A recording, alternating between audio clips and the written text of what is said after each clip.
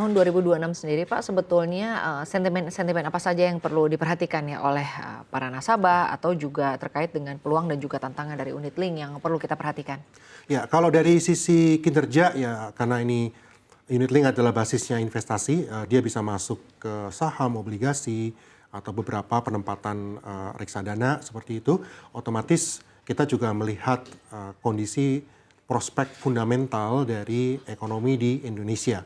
Untuk tahun depan sendiri, seiring dengan ekspektasi bahwa pertumbuhan ekonomi akan lebih baik, pemerintah sendiri punya target 5,2 sampai 5,5%. Kami di Infovesta juga melihat seharusnya kita bisa lebih tinggi dari 5% di tahun depan. Dan IHSG contohnya di Infovesta kita lihat tahun depan bisa menembus 9.000 seharusnya. Jadi dengan hal-hal seperti itu ya kita percaya bahwa kinerja unit link itu juga akan relatif baik meskipun uh, untuk yang berbasis pasar uang karena dia lebih banyak ke deposito dan juga yang berbasis pendapatan tetap itu tidak akan setinggi tahun 2024, tapi relatif akan tetap lebih tinggi daripada deposito di perbankan. Baik Pak. Pak kalau kita lihat ya, dan juga menelaah ya Pak ya, berdasarkan dalam rancangan SEOJK untuk lini usaha dan juga KPPE ini kan tercantum perusahaan asuransi jiwa yang termasuk dalam golongan kelompok perusahaan perasuransian berdasarkan ekuitas atau KPPE ini satu pada tahun 2028 dilarang untuk memasarkan beberapa produk. Dan salah satunya adalah produk asuransi yang dikaitkan dengan Ya. investasi atau boleh dikatakan unit link. Tanggapan Anda Pak terkait dengan hal ini seperti apa sih artinya? Ya, ini memang menjadi suatu konsolidasi di industri begitu ya, dalam artian para asuransi yang nanti dapat mengelola dan memasarkan unit link ini harus memiliki modal yang relatif cukup besar. Saat ini memang sudah mulai terjadi konsolidasi tersebut, artinya yang sekarang memiliki unit link tetapi memang tidak mencapai modal yang diminta oleh regulator, ya berarti sampai dengan tahun 2028 punya beberapa pilihan tentunya. Bisa mereka ownernya memang menambah modal, atau yang saya melihat akan terjadi adalah akan terjadi merger, atau juga ada yang akan dijual begitu ya, artinya akan diakuisisi.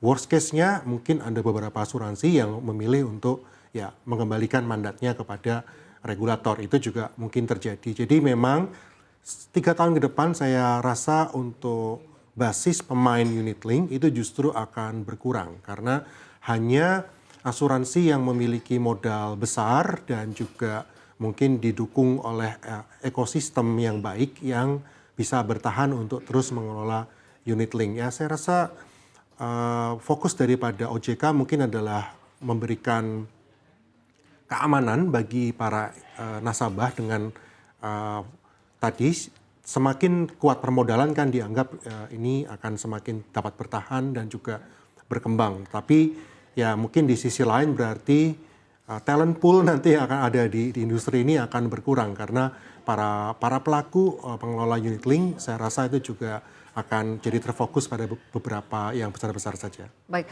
Pak terkait dengan sentimen sebetulnya ada sentimen apa lagi yang bisa menarik atau bisa mendorong unit link di tanah air ini lebih bisa berkembang lagi apalagi kalau kita bandingkan dengan unit link tingkat global ya Pak ya, seperti Ya. apa sih sebetulnya?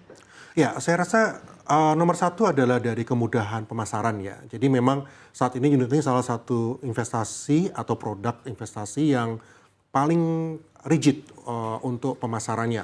Jadi kita bisa berkaca pada industri reksadana ketika semakin dipermudah untuk terutama generasi muda untuk dapat melakukan investasi itu semakin cepat atau bahkan eksponensial pertumbuhannya. Unit link mungkin setelah selama ini sudah cukup diperketat oleh regulator, ya kita bisa sama-sama mungkin dari para stakeholder untuk melihat bagaimana ini dapat direlaksasi sehingga generasi muda juga dapat lebih mudah untuk membeli produk ini. Baik Pak, lalu selanjutnya Pak Anda melihat begitu ya untuk prospek unit link sendiri di tahun 2026 bagaimana Anda melihat artinya apakah ini juga menjadi peluang yang harusnya bisa ditangkap oleh tanah air ya apalagi tadi Anda menyampaikan ada beberapa hal yang cukup challenging terkait dengan mungkin pemasaran sangat-sangat mengandalkan agen pemasar yang cukup baik memiliki pengetahuan yang cukup baik dan bisa memberikan penjelasan yang cukup Betul. baik terkait dengan produk-produk. Nah bagaimana tanggapan Anda sebetulnya cara apa sih yang kedepannya akan lebih efektif untuk bisa membuat unit link ini ini selain daripada menarik, tetapi juga aman bagi nasabah dan juga tentunya dari sisi agennya sendiri juga agen yang mungkin lebih trusted gitu ke depannya. Ya, saya rasa penggunaan teknologi akan menjadi kunci ya.